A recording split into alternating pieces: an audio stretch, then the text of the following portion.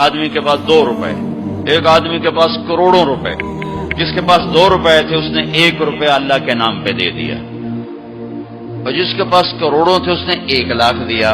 جس نے 2 میں سے 1 دیا اس نے اپنے مال کا آدھا حصہ دیا. جس نے 1 لاکھ دیا اس نے اپنے مال کا کوئی 1000واں حصہ دیا. جب تولا جائے گا تو 1 روپے کا وزن 1 لاکھ سے بڑھ جائے گا. اور اس کا ایک واقعہ بھی، حضرت عمر ہمیشہ حضرت ابو بکر سے کوشش کرتے تھے آگے نکل جاؤں، آگے نکل جاؤں، آگے نکل جاؤں. ساری زندگی موقع نہ بن سکا. تبوک کا موقع آیا تو اللہ کے نبی نے کہا مال خرچ کرو. عثمان رضی اللہ تعالیٰ نے 10,000 لشکر کا سارا سامان تیار کیا. ان کی سواریاں، ان کا راشن کے لیے تھیلوں کو بند کرنے کے لیے دھاگے تک اپنے گھر سے دیے، اور 300 دینار اوپر دیے. تو اللہ کے نبی کی جھولی میں وہ 300 دینار پڑے تھے یوں، اور آپ ان دیناروں کو اٹھا کے یوں فرما رہے تھے ما علی عثمان اللہ یعمل بعد، عثمان آج کے بعد کچھ بھی نہ کرے تو جنت واجب ہوگی. تو عمر کہنے لگے آج میں ابو بکر کو کاٹ سکتا ہوں، آج میں اس سے آگے نکل سکتا ہوں کہ وہ آج کل غریب ہے، میں مالدار ہوں، تو وہ تھوڑا لائے گا میں زیادہ لاؤں گا تو میں بڑھ جاؤں گا. لہذا انہوں نے اپنے مال کا آدھا حصہ، آدھا گھر میں رکھا اور آدھا لے کر آئے. ابو بکر نے جھاڑو پھیر دیا، جو کچھ تھا وہ سارا سمیٹ کے لے آئے. جب دونوں پراپرٹی سامنے رکھی گئیں تو حضرت عمر کی بہت زیادہ نظر آ رہی، ابو بکر کی بہت تھوڑی نظر آ رہی.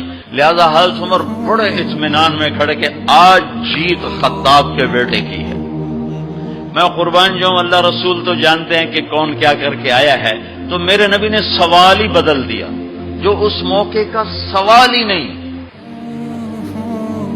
میرے نبی نے پوچھنا یہ تھا ابو بکر کتنا لائے ہو، عمر کتنا لائے ہو، اور یہی اس موقع کا سوال ہے. لیکن اللہ رسول جانتے ہیں کہ کس کے مال میں وزن زیادہ ہے. تو میرے نبی نے سوال بدل دیا، فرمایا عمر ما خلفتا. واہ واہ، عمر پیچھے کیا چھوڑ کے آئے ہو؟ تو حضرت عمر تو وہیں دھڑم ہو گئے گا، وہ میں گیا. سوال سے ہی وہ پتہ چلے گا، بس میری کلی اڑ گئی وکٹ. عمر ما خلفتا یا ما ترکت لأہلک، یہ دونوں الفاظ پیچھے گھر والوں کے لیے کیا چھوڑا. تو پہلے حضرت عمر بڑے جوش میں کھڑے تھے، پھر ایک دم ڈھیلے ہو گئے. کہنے باجی آدھا چھوڑا ہے آدھا لایا. پھر آپ نے کہا ابا بکر ما خلفتا یا ما ترکت لأہلک، ابو بکر تو پیچھے چھوڑ کے کیا آیا، بچوں کے لیے کیا چھوڑ کے آیا؟ تو انہوں نے کہا ترکت اللہ ورسول، میں تو اللہ اس کے رسول کو چھوڑ کے آیا ہوں، باقی سب کچھ لے آیا. تو اس پر عمر کہنے لگے ابو بکر میں نہیں تجھ سے آگے بڑھ سکتا، کوئی بھی تجھ سے آگے نہیں بڑھ سکتا. اور اگلی سنو،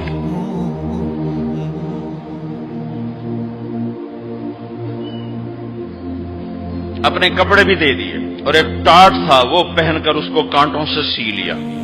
تو جبریل آئے، کہنے لگے یا رسول اللہ، اللہ تعالیٰ پوچھ رہے ہیں کہ ابو بکر نے یہ ٹاٹ کیوں پہنا ہوا ہے؟ تو آپ نے کہا کہ ابو بکر نے سارا کچھ اللہ اس کے رسول پہ لگا دیا ہے اس لیے یہ پہنا ہوا ہے. تو کہا یا رسول اللہ، اللہ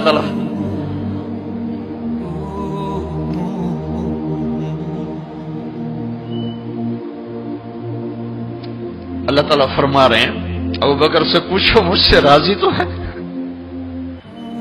مجھ سے راضی تو ہے، اس فخر میں مجھ سے راضی ہے؟ میں تو اتنا سفر کر کے آیا ہوں، حالانکہ ابھی 4 دن پہلے میں 12 ملکوں کا 10 ملکوں کا سفر کر کے ہوں، ساری ہڈیوں میں درد ہے.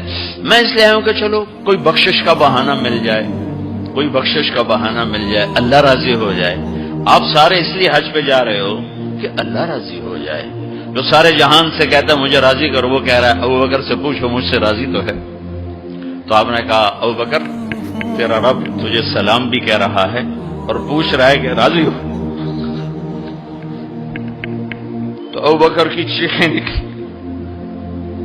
میں اپنے رب سے راضی، میں اپنے رب سے راضی، میں اپنے رب سے راضی.